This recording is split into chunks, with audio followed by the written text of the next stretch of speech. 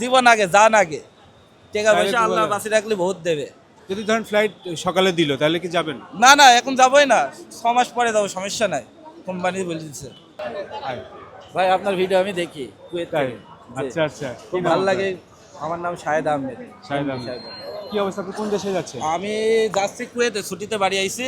আসার পরে আজকে কুয়েতে ফ্লাইট অবস্থা, এখন এই কুয়েতে হামলা চালাইছে ইরান থেকে, এয়ারপোর্ট পুরো ভেঙেছে শেষ। আমাদের এখন ফ্লাইট ক্যান্সেল। আমরা এখন মোটামুটি 3 তলায় এমারতের কাউন্টার কোন জায়গায়, সেই জায়গায় যাইতে হবে।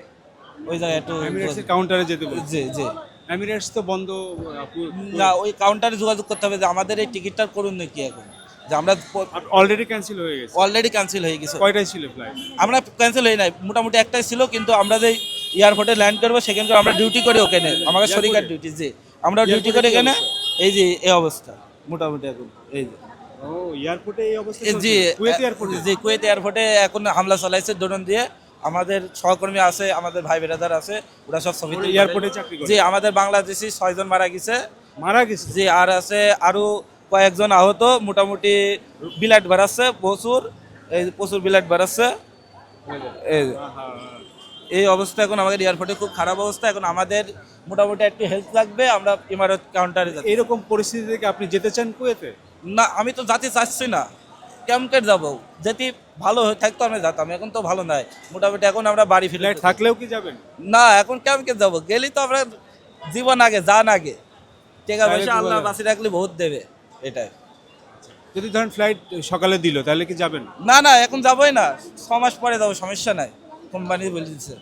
ভালো লাগলো আপনার কথা শুনে, যে আগে জীবন বেঁচে থাকলে অনেক কিছু। আপনি বেঁচে আমাকে থাকলে- চেনেন তাহলে কিভাবে? কতদিন ধরে আমি আমার- ফেসবুকের ভিডিও দেখে আপনার, তাই? যে আপনি এই যে সামাজিক কাজ করেন, অনেক মানুষকে হেল্প করেন, অনেক দুর্নীতি করলে তাকে তুলে ধরেন, এগুলো আমার ভালো লাগে, এগুলো করবেন, আমরা আপনার পাশে আছি, সমস্যা নেই। Thank you, না ভাই, Okay, ভাই। চেষ্টা করি। কি নাম আপনার? আমার নাম এমডি শাহেদ আহমেদ। শাহেদ আহমেদ। জি। কোথায় বাড়ি আপনার? আমার বাড়ি কুষ্টিয়া জেলা, মিরপুর থানা। মিরপুর?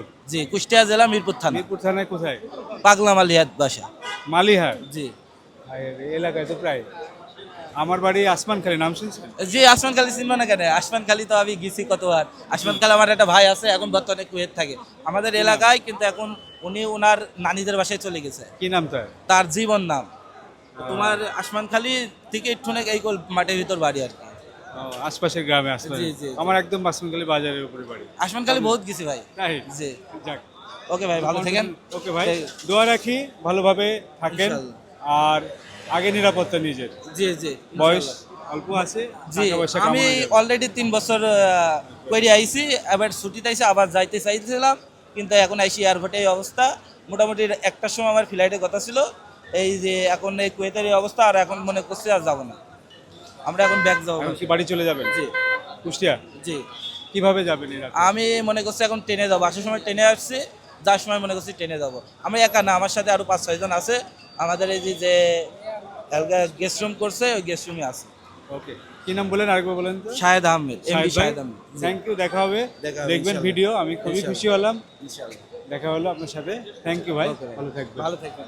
তো এই হলো বিমানবন্দরের পরিস্থিতি, যে সবাই চাচ্ছিল যে কুয়েতে সে যেতে পারলো না, কুয়েতের ফ্লাইট বন্ধ হয়েছে। এরকমই পরিস্থিতি কিন্তু পুরো বিমানবন্দরে। অনেক যাত্রী কিন্তু আজকে তাদের ফ্লাইট ক্যান্সেল হওয়াতে ভোগান্তির শিকার হচ্ছেন। ভোগান্তির মাত্রা অনেকের চরমে পৌঁছেছে, কারণ অনেকেই অপেক্ষা করছে যে কখন তাদের ফ্লাইটটি ছাড়বে, আদৌ ছাড়বে কিনা, এই পরিস্থিতিতে তারা সেই দেশগুলোতে যাবে কিনা।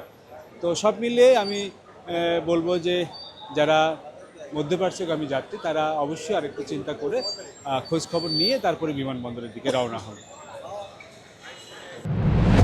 From the runway to the skies, this is where our aviation story begins. Aircraft, airports, and thrilling journeys all in Bangla for the world.